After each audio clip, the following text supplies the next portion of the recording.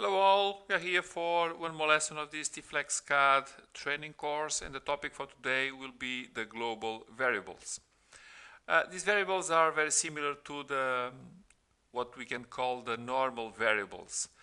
The bigger difference is that global variables, it is an element that when created is saved in the registry of the system, and even when you shut down your software,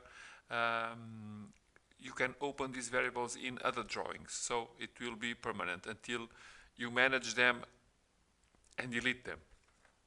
So they are quite easy to work with. I will create two global variables.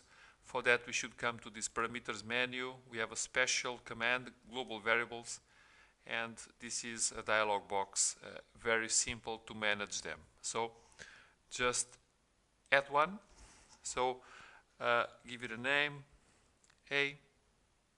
I will say 100. We can have two types, real or text. I will leave real for now.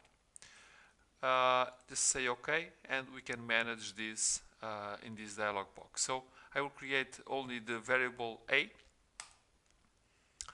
and I will create two normal variables using some functions that we can have to get the value of this global one. So I will create one called var_1, and I have this expression with this function get g to get the value of a real global variable. We have a couple of more expressions that you can see in our theoretical course with a deeper explanation. So get g, open brackets, say or write down the name of the variable that you are using.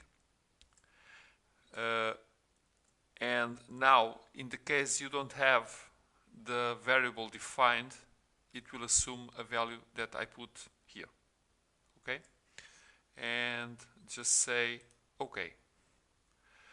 I will create another one called now _2.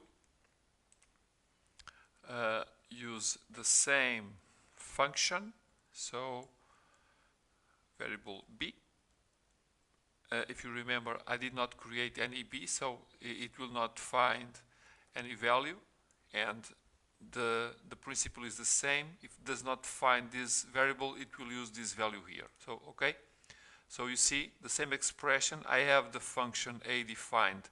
It will use the function of the a function of the a variable. In this particular case, I'm calling for the b variable, but I don't have it, so it will use this value here.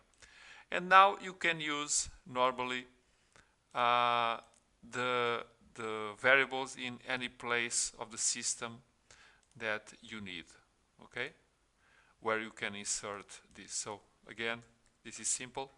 I can use the var1 here, done, and I can create a new one, which is the var2 in here. So quite simple. We can have also text functions, okay, but the principle is the same, so I think it's no need to repeat these steps.